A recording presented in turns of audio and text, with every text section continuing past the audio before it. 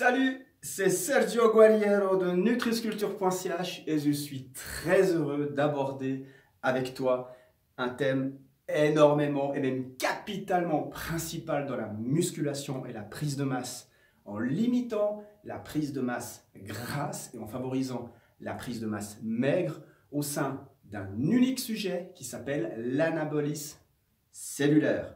C'est un thème qui n'a jamais été abordé sur le web et je suis très heureux de vous l'expliquer aujourd'hui. Permettez-moi déjà de vous expliquer des choses qui dépendent justement de cet anabolisme musculaire cellulaire, dit cellulaire. Il dépend de plusieurs facteurs dont nous allons expliquer sur ce tableau qui est derrière moi. La dépense énergétique journalière, nous allons parler de la répartition des nutriments, de la balance cellulaire et des métabolismes qui influent tout ce système pour arriver au final à l'anabolisme cellulaire. Une chose qu'il faut comprendre, c'est, pour définir la balance, c'est la dépense énergétique journalière. La dépense énergétique journalière se mesure en kilocalories et permet justement au corps d'en consommer pour qu'il puisse obtenir l'énergie pour fonctionner. Elle dépend de 4 facteurs. Le premier, c'est le métabolisme de base, qu'on appelle aussi métabolisme basal. C'est simplement le corps qui est au repos. Il dort, il respire, et les fonctions des organes consument de l'énergie et donc des kilocalories. C'est le métabolisme basal. Ajoutez à ça le facteur d'activité. Le facteur d'activité, c'est la journée, ce que vous faites. Est-ce que vous êtes à la maison? Est-ce que vous êtes derrière un ordinateur? Est-ce que vous soulevez des lourdes charges? Est-ce que vous êtes sur un chantier? C'est le facteur d'activité.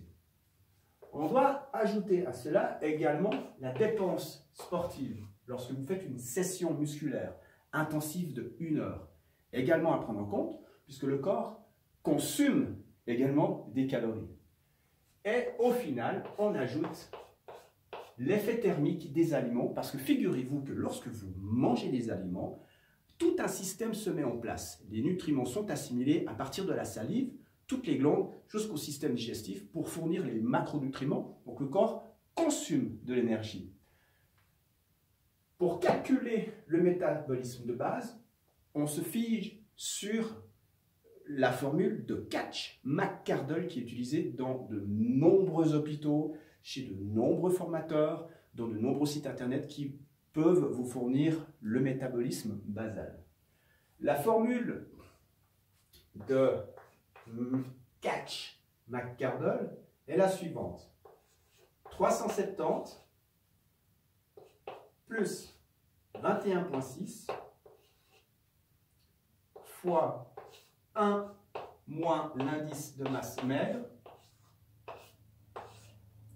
fois votre poids. Nous avons un inconnu, l'indice de masse maigre. Pour la calculer, il existe 3 solutions.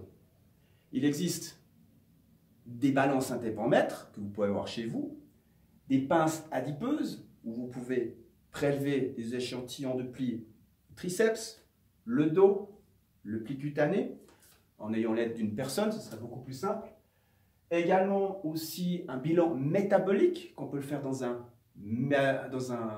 cabinet médical, donc médicamenteux. Et généralement, on va dire, pour notre exemple ici, pour trouver la dépense énergétique journalière, on va se fier sur une silhouette normale de 70 kg avec un indice de 16%. Avec ceci, il est possible de trouver le métabolisme basal. Pour cela, 21,6 fois 1 moins 0,6. Ce qui nous donne 1 moins 0,6, 1,84 fois 21,6. 21,6 fois 4, ça nous donne 18,1. Fois 70, nous arrivons à un total de 1267 où on ajoute les 370. Ce qui nous fait un total de 1637 kilocalories. Ces 1637 kilocalories correspondent au corps au repos, lorsqu'il ne fait absolument rien, lorsque vous êtes couché dans votre lit. C'est le métabolisme basal et on va reporter cette information ici. 1637.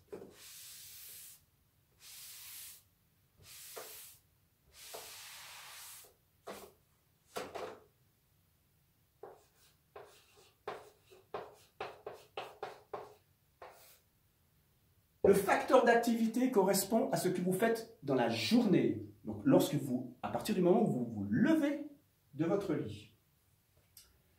Il y a le facteur sédentaire, c'est lorsque vous ne faites absolument rien, qui équivaut à 1. Nous avons le facteur peu actif, en l'occurrence vous êtes derrière un ordinateur, il correspond à 1,15.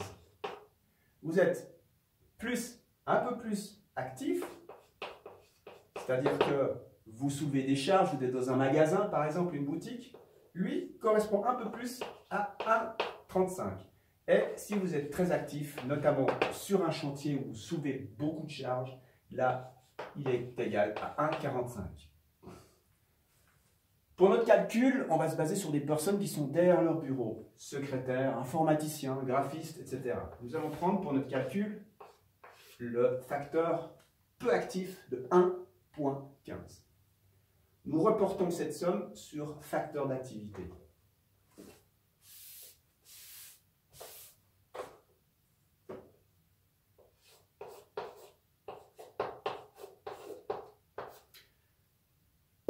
La dépense sportive, c'est ce que vous allez faire durant la journée au niveau du sport.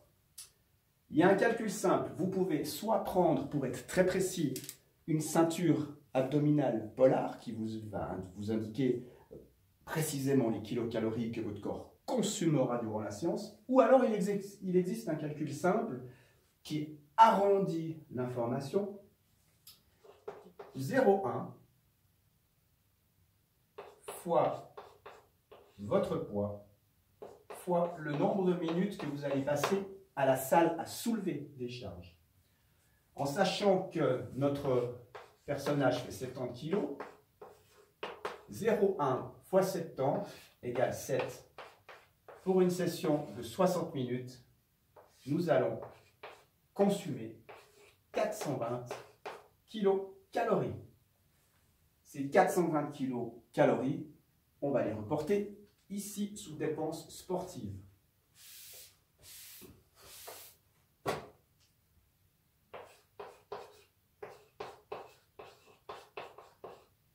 Puis au final, l'effet thermique des aliments lorsque nous mâchons correspond à la source suivante.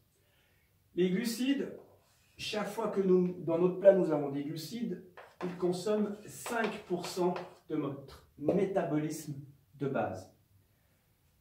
Les protéines, un peu plus puisqu'il y a beaucoup d'acides aminés et ils utilisent aussi l'insuline pour être transportée dans le sang, consomment 20%. Et les lipides réserve d'énergie, ce qui nous fait un total de 30%. Ça, c'est le chiffre dont notre corps consomme lorsqu'il utilise le métabolisme basal. Et il mâche lorsque le fonctionnement des aliments passe par salivaire, tube digestif, etc. On reporte les 30% dans l'effet thermique.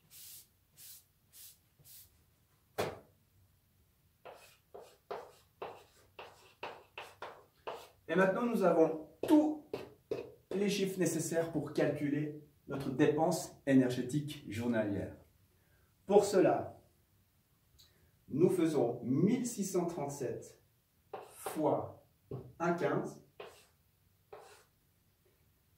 plus 420 plus 30%, ce qui nous fait un total de 1637 fois 1,15, 1822. 1822 plus 420, 2302, plus le 30% du métabolisme de base, 30% de 1637 égale 491, ce qui nous fait un total de dépenses énergétiques journalières de 2793 kilocalories. Cette somme correspond à tous ces facteurs qui nous donnent la dépense énergétique journalière dont notre corps aura besoin pour le consommer durant toute la journée. À la fin de la journée, il restera plus que 1637 kilocalories pour fonctionner la nuit. Nous allons garder cette information car elle sera cruciale pour passer à notre point 2, à la répartition des nutriments.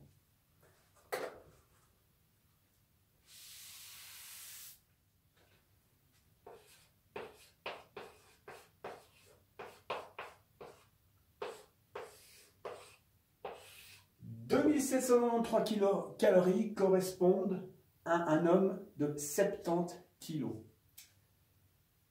qui souhaite garder son poids avec cette énergie-ci. Pour une femme, il faut diminuer de 10%. Et pour chaque décennie de tranche d'âge, on diminue également de 2% pour que ce soit l'homme ou la femme, parce que le métabolisme y ralentit. Il existe 4 types de régimes alimentaires. Nous avons le régime équilibré, où nous avons généralement 50 grammes de glucides, 50% de glucides, 25% de protéines et 25% de lipides. Nous avons également le régime méditerranéen, où nous avons 40% de glucides, 15% de protéines et 45% de lipides. Nous avons également le régime aussi cétonique, cétogène, où nous avons 5% de glucides, 30% de protéines et 65% de lipides. Et aussi le culturiste, où là nous avons 40% de glucides, 40% de protéines et 20% de protéines. Vous voyez, à chaque régime correspond à un but bien précis. Équilibré, c'est ceux à qui on fournit ce genre d'informations en rapport aux nutriments parce qu'il contient un rapport équilibré. On a des glucides par rapport aux féculents, parce que généralement on mange des féculents, de la viande, du poisson, etc. Donc c'est souvent équilibré pour maintenir un métabolisme idéal.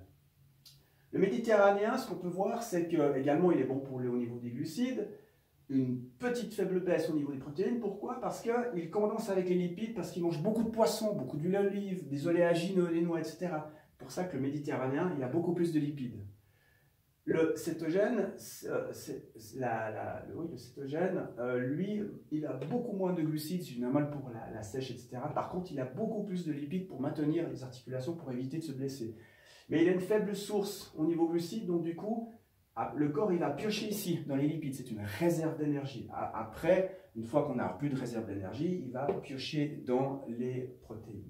Et le culturiste, lui, favorise des faibles indices d'insulinique pour bien transporter la protéine, parce qu'il y a beaucoup de protéines ici, et il a une bonne dose également de protéines lipidiques qui permet justement de maintenir les articulations. Nous, dans notre cas, ce qui va être favorisé, c'est l'équilibre.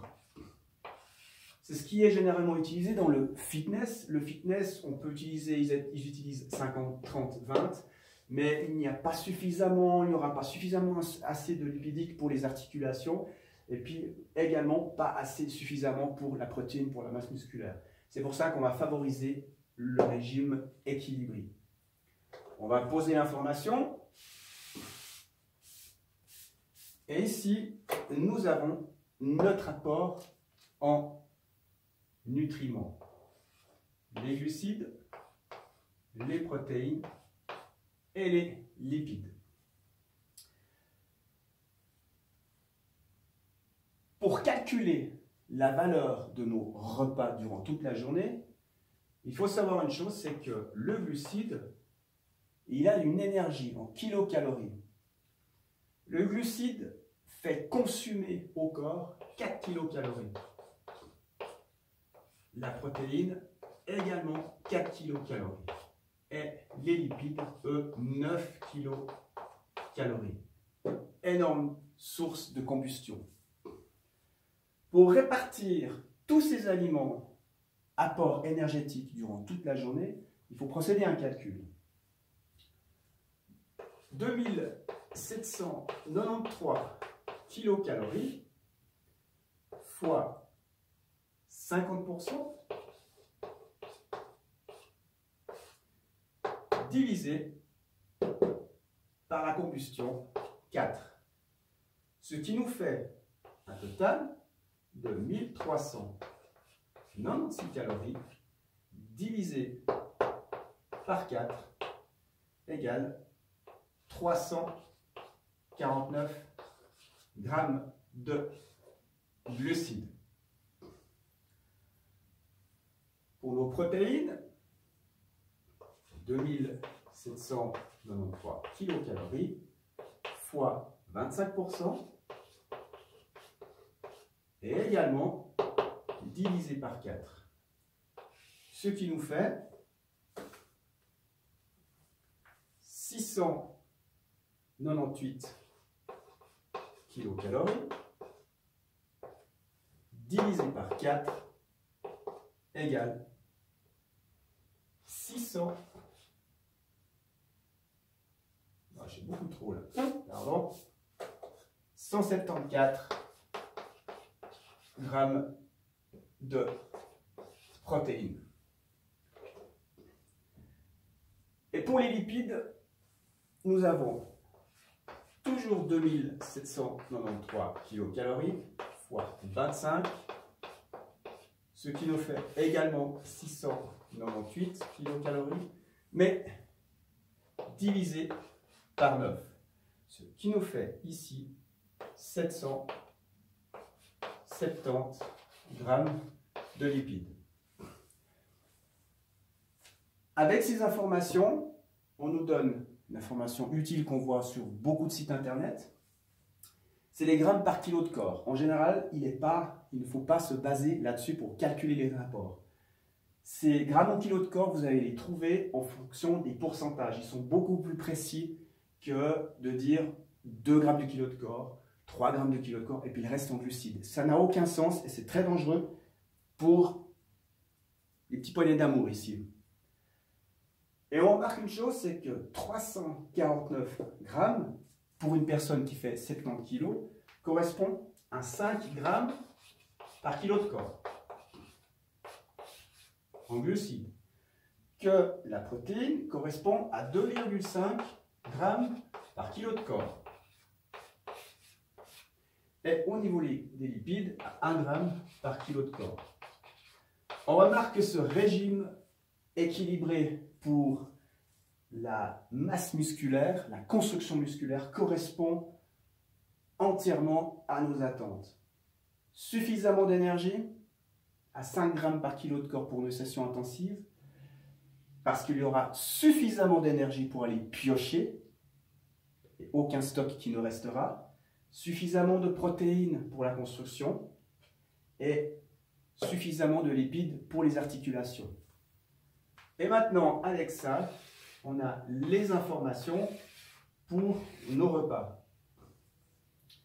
Pour la constitution des repas, il suffit de regarder dans les magasins derrière les étiquettes de produits et de voir à chaque information, glucides, protéines et lipides, les informations pour 100 grammes. Donc vous verrez les informations. Toutes ces informations, vous les injectez dans votre programme de nutrition, que ce soit sur le web ou sur votre smartphone, et durant la journée, vous pourrez constituer tous vos menus pour arriver à un total de 2793 kilocalories, ou en grammage. C'est aussi simple que ça. Ce qui va nous amener au point suivant, c'est-à-dire la balance cellulaire. Durant toute une journée, notre corps réagit en fonction de l'environnement qu'on lui procure. Sa réponse métabolique ne sera jamais linéaire. Il arrive le matin, lorsque vous regardez dans le miroir, vous remarquez que vous avez moins de muscles que la veille, ou que vous avez plus de ventre, ou que vous avez mauvaise mine, ce genre de choses. Les cellules, elles interagissent au sein de votre corps. C'est ce qu'on appelle la variation cellulaire. Cette variation cellulaire, elle est capitale. Et pour pouvoir maintenir un anabolisme cellulaire, c'est-à-dire que vos muscles croissent en permanence, qu'il n'y ait pas de fonte et qu'il n'y ait pas de masse grasse, mais plutôt de la masse graisse, il s'agit de maintenir ici la réponse anabolique, dont l'importance de l'anabolisme cellulaire. Petit exemple. Lorsque nous faisons notre petit déjeuner le matin, nous avons une première réponse anabolique.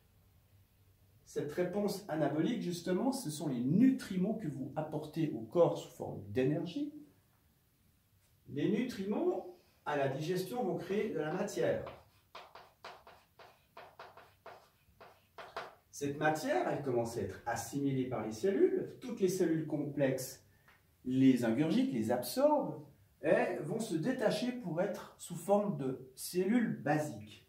À ce moment-là, il y a une réaction qui se met en marche et il y a une énorme source d'énergie qui est prête à être utilisée. C'est ce qu'on appelle la production d'ATP. Ces ATP sont directement disponibles pour toutes vos sessions musculaires ou pour toute autre activité. Si vous ne faites rien du tout, le catabolisme va se mettre en marche et il va continuer. Et ici, toutes nos cellules, matière qui étaient disponibles, vont se retrouver ici sous forme de cellules basiques et elles vont créer de l'énergie. Si cette énergie n'est pas employée par le biais de nourriture, par le biais d'exercice ou toute autre activité, le catabolisme va continuer et il va commencer à créer de la réserve de masse grasse et de glucogénèse. Parce que ici, on leur a fourni une énergie. On leur a fourni des glucides. Les glucides donnent du glucose par l'insuline qui est anabolisante. On leur a donné aussi un macronutriment qui est la protéine, qui fournit des acides aminés. Ces acides aminés se transforment également en glucogénèse, ici. Et on leur a fourni également des lipides sous forme d'acides gras. Et ces acides gras, si on ne les utilise pas, ils sont stockés sous forme de graisse brune. L'objectif dans tout ça, c'est de casser la fenêtre catabolique et ici, de fournir à nouveau un repas, c'est-à-dire au lieu d'attendre que le catabolisme continue et 6 heures après prendre un autre repas, c'est de fractionner le repas et de prendre toutes les 3 heures un repas. Petit déjeuner anabolique, pour casser la fenêtre catabolique, on prend une collation et on ouvre à nouveau la fenêtre catabolique. Donc, au lieu d'avoir une destruction ici de l'ATP, on la maintient au même niveau. Et ce niveau qu'on trouve ici, c'est ce qu'on appelle l'anabolisme cellulaire. Il s'agit donc de toujours fractionner le repas pour que le catabolisme n'intervienne pas. Durant notre journée, on lui apporte une collation, notre déjeuner avec des glucides, des protéines et des lipides. Troisième fenêtre anabolique, catabolisme, ici, collation de l'après-midi, on leur apporte une petite dose de glucides, on va manger des noix, un petit peu plus de lipides et des fruits. Fenêtre anabolique. Ici, ça continue et c'est l'heure du sport. Alors, au sport, on ne mange rien du tout, mais on peut contrer ceci pour éviter le catabolisme Et pour cela, on va faire appel au BCAA. Branch Chain Amino Acid, ou acide aminé ramifié. Il en existe 3, c'est la leucine, l'isoleucine et la valine. Toutes 3 correspondent à la construction, à la production et à la réparation musculaire. Bien évidemment, vous allez me dire que cette BCA, ces 3 acides aminés, vous pouvez les trouver dans le poulet, dans la dinde et les œufs. Mais je vous mets au défi de manger ça tous les jours, c'est impossible. Donc pour pouvoir varier les repas, car vous allez voir que c'est capital pour les vitamines et tous les oligo-éléments, il vous faut prendre la BCA. Vous prenez la BCA là, et vous pouvez manger ce que vous voulez durant la journée. Mais pas n'importe quoi, bien évidemment. L'objectif ici, pendant votre session musculaire, c'est de prendre, et c'est là qu'il est capital, de la BCA 5 minutes avant votre exercice. Puis, pendant votre durée, vous prenez 10 grammes de BCA en poudre dans 1 litre. Suffisamment assez pour pouvoir boire ce litre durant votre session d'1 heure, qui est capitale. La fenêtre anabolique va durer 1 heure. Donc, en prenant 5 minutes avant les BCA, 10 grammes de gélule de poudre dans 1 litre, vous aurez une réponse anabolique de 1 heure. Lorsque vous aurez terminé votre session, l'anabolisme sera terrible parce que vous allez consommer tous les ATP qui étaient disponibles. C'est un peu comme l'insuline. L'insuline, c'est l'anabolisante, c'est une hormone anabolisante qui va créer de la matière. Et les glucagons, c'est l'anabolisant qui va créer l'énergie. Et ce glucagon, c'est une forme comme un réservoir qui, en dépend de l'insuline qui diminue, c'est pareil, il va faire un gorgeage d'ATP pour être opérationnel directement dans votre session. Voilà pourquoi c'est important de ne pas créer de catabolique. Et là, le catabolisme sera très violent parce qu'il va vider complètement ces ATP disponibles via le glucagon. Voilà pourquoi c'est important. Ici, du coup, qu'est-ce que nous allons utiliser?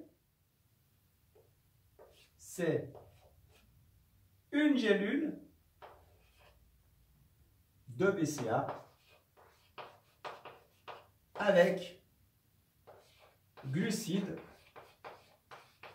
à indice glycémique élevé pour une forte assimilation et que l'insuline contrecarre le glucagon et lui fournisse l'anabolisant souhaité. Pour calculer la valeur glucidique, il faut compter 1 gramme par kilo de corps. Si vous faites 70 kg, il faudra consommer 70 grammes de glucides avec la gélule de BCA pour que la BCA puisse être immédiatement assimilée et reconsidérer la rupture du catabolisme en réponse anabolique. La réponse anabolique dure 3 heures. Point capital à partir de maintenant. Pour maximiser votre construction musculaire, la masse maigre et la diminution de votre masse grasse, il faut respecter les points suivants. Durant votre heure de session, il faut que votre session musculaire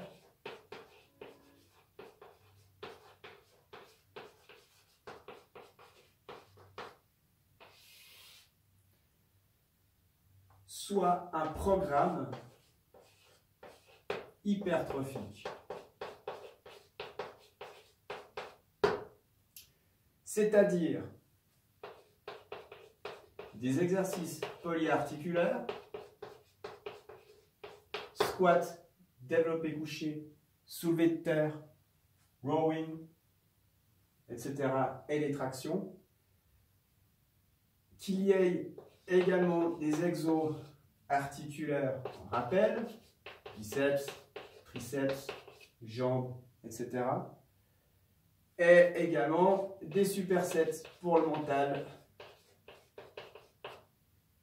Programme hypertrophique sur 1 heure avec des surcharges progressives. Donc, pour cette session musculaire, il doit y avoir un stress mécanique progressive et important. Il va falloir suer, il va falloir se donner parce que vous allez avoir tous les nutriments qu'il faut pour la prise de masse maigre avec la construction musculaire. Donc si vous faites un faux pas, si un jour ça ne va pas, il peut y avoir des incidences au niveau du corps. D'où l'importance d'être particulièrement préparé à cette session musculaire. La séance doit être intensive, comme je vous l'ai dit, 1 heure. Ça ne sert à rien d'en faire plus. Et la durée devrait durer 1 mois. 1 mois pour la session musculaire et 1 mois également pour l'anabolisme musculaire au niveau de la nutrition. Tant que vous soulevez les poids progressifs, vous ne changez rien. Lorsque vous n'arrivez pas à soulever les poids, vous augmenterez de 10% à chaque fois de votre dépense énergétique journalière. Fort heureusement, dans les nourritures, il n'y a pas que les macronutriments, glucides, protéines et lipides, mais il y a aussi les vitamines, les minéraux,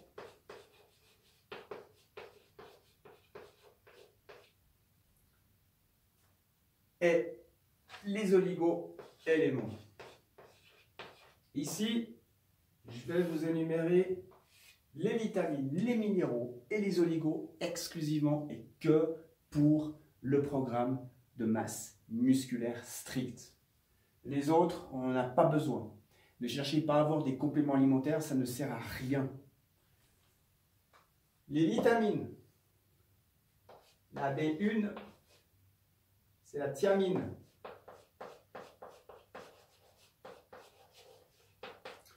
La thiamine, elle est bien pour la contraction musculaire. Nous avons la vitamine B2. C'est la rhinoflavine. Elle est très bien pour la production d'ATP. Souvenez-vous ce que c'est l'ATP, à quoi il sert. Nous avons la vitamine B9 qui, elle, s'agit de l'acide folique.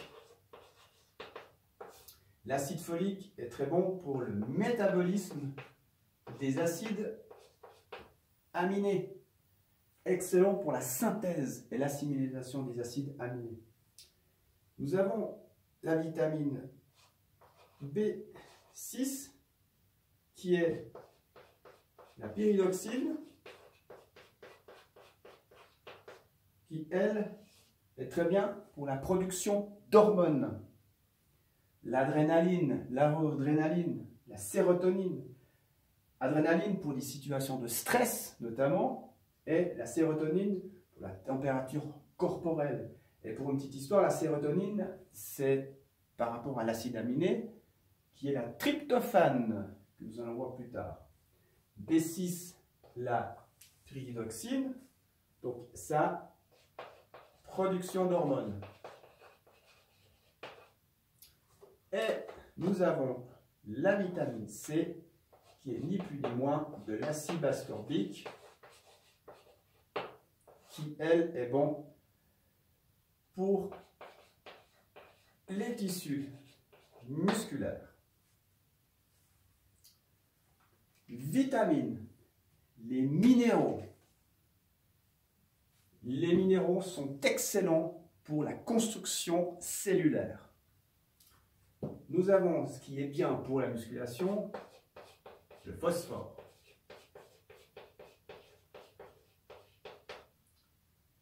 Ça, c'est pour la contraction et ça limite les crampes. Intéressant. Nous avons le potassium.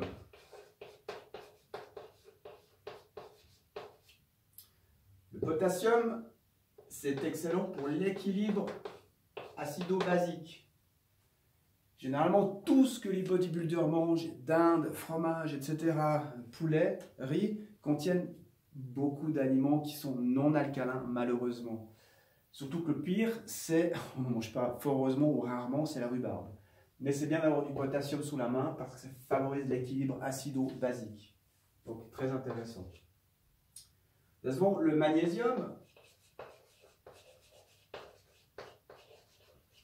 qui lui régule le taux sanguin. Régule le taux sanguin et c'est un anti-fatigue, bien pour votre session d'1 heure. Nous avons le sodium. Lui, le sodium, il est bien pour le transfert de l'influx nerveux vers la contraction musculaire. Très intéressant. Et gère aussi également le volume sanguin.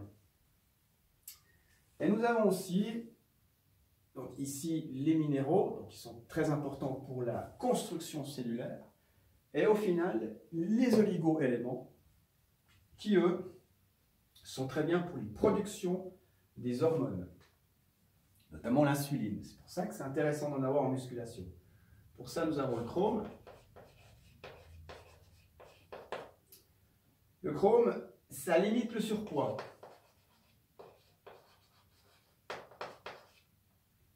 Très important. Ça fait péter la graisse brune. Nous avons le fer. Le fer, très bon pour l'oxygénation.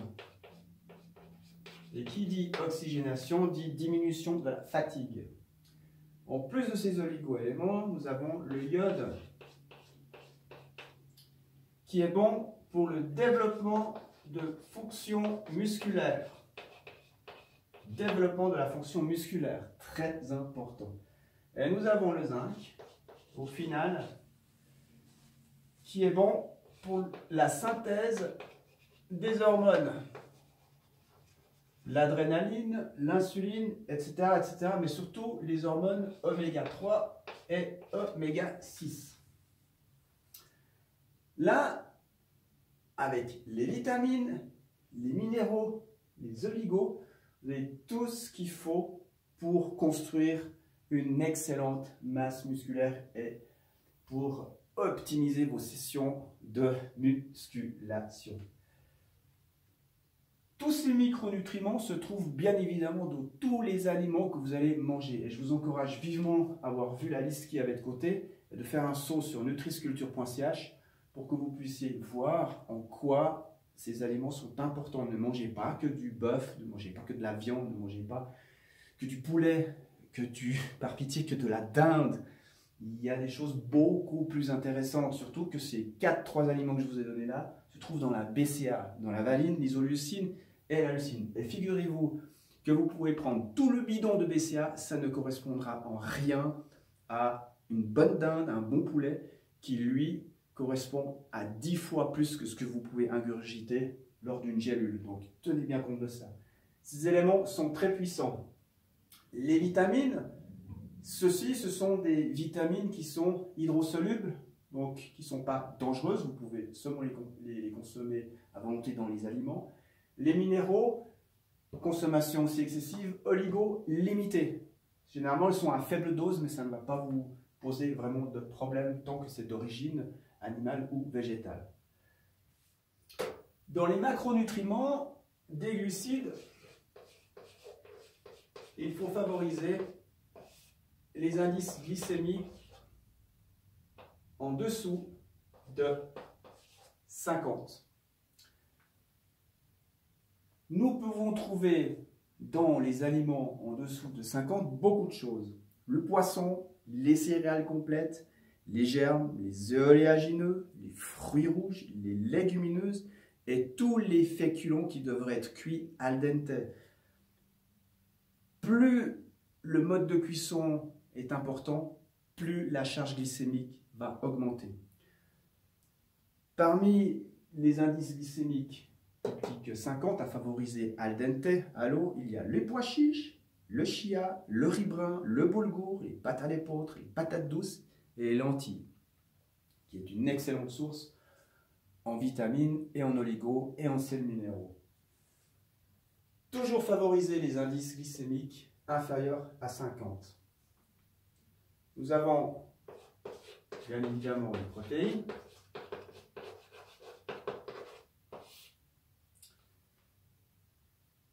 notamment les acides aminés ramifiés que nous avons vu tout à l'heure, leucine, isoleucine, valine. Mais il y a également deux acides aminés en plus qu'il est bien de connaître. Il s'agit de la lysine, je vais l'écrire en dessous, la lysine qui elle est excellente pour l'absorption des graisses. Et nous avons également la tryptophane. Donc là, je vous donne essentiellement que ces acides aminés-là parce que ce sont ceux qui sont le plus intéressants pour le programme anabolisme cellulaire. Donc prise de masse musculaire, masse maigre en limitant les masses grasses. Tryptophane, très intéressant pour le sommeil et surtout la récupération musculaire. Voilà. Au niveau des acides aminés, on trouve les acides aminés végétaux, les protéines végétales et protéines animales. Figurez-vous que, bien que la protéine végétale ne contienne pas toute la branche intacte des acides aminés ramifiés et acides aminés essentiels, il faut juste savoir qu'il y a beaucoup plus de grammage au niveau protéines. La spiruline, les algues, les graines de soja, les fèves, les haricots séchés, les pois cassés, les lentilles, on va entre 30 et 60 grammes de protéines au 100 grammes. Et animal, éperlan, parmesan, thon, cheval, bœuf, poulet, maquereau, saule et mozzarella et le foie, on est de entre 20 et 50 grammes au 100 grammes. Donc voilà pour les protéines. Et nous avons les lipides, qui sont des acides gras également, mais il faut favoriser les insaturés. Pour cela, nous avons les oméga 3 et 6, qui sont des acides gras polyinsaturés, et les oméga 9, qui sont des acides gras monoinsaturés. Toujours manger 3 parts pour une part. Source en bon oméga 3 et 6. Ce sont des anti-inflammatoires, eux ce sont des inflammatoires. Donc pour vos articulations et tendinites, pour les éviter, favorisez 3 parts pour une part de polyinsaturés oméga 3, oméga 6. On les trouve dans les poissons gras, les huiles d'olive, de lin, de noix, de colza, les viandes agneau, mouton, le tofu, les noix et le lait de chèvre. Donc source très importante. Recommandation capitale. Lorsque vous mangez, mâchez tranquillement pour éviter d'avoir justement des ballonnements, d'avoir des flatulences. Mâchez tranquillement. Le repas doit durer entre 30 et 45 minutes pour que la digestion se fasse dans les 3 heures. Commencez toujours par une part de légumes, une part de viande, et une part de féculents. Et mâchez bien. Ne buvez jamais d'eau pendant les repas, c'est pas bon. En revanche, pendant la journée, buvez 30 ml par kilo de corps. Si vous pesez 70 kg, vous boirez 2,1 litres journaliers. Par séquençage, c'est beaucoup mieux. Le mode de cuisson, le four fait grimper la charge glycémique de 60% et tue absolument tous les micronutriments. L'eau augmente de 40% la charge glycémique et détériore de 40% les nutriments et une partie des vitamines. Nutriments, on parle de micronutriments, c'est-à-dire les vitamines ou alors oligo-éléments et sels minéraux. Al dente, 20%, 35% de dégradation des nutriments. La vapeur, ici, on est à 5% d'augmentation de charge glycémique. Et par contre, ici, on n'est plus qu'à 20% de destruction des micronutriments, sels minéraux et oligo-éléments. Les vitamines sont intactes. Le meilleur, c'est sauter à la poêle, où là, on a une charge glycémique de 0 voire 1 d'augmentation et on a plus que 10% de dégradation, destruction des micronutriments. Et nous avons le cru, où nous avons une charge de 0 pour 0 nutriments, 0 dégradation de nutriments. Favoriser ces deux types. Cuisson sautée à la poêle rapidement ou manger cru. Tous les légumes peuvent être mangés quasiment crus. La viande rouge, saignante. La volaille, cuisson douce mais complète. Les légumes crus et les féculents al dente. Avec ceci, vous préservez tous les macronutriments et tous les micronutriments ainsi que les vitamines quasi intactes. Favorisez ceci. Mode de stockage à l'ombre, dans les bacs concernés au niveau du réfrigérateur. Et avec ceci, vous maximisez toutes vos chances d'assimiler tous les nutriments, dont les macronutriments glucides, protéines, lipides, et les micronutriments qui sont les acides aminés, les vitamines et les autres micronutriments, oligo et sels minéraux. Pour rappel, et pour finir notre première vidéo sur l'anabolisme cellulaire, pour maximiser vos chances de prise de masse maigre, de augmentation de la masse musculaire et en écartant la masse grasse, il faut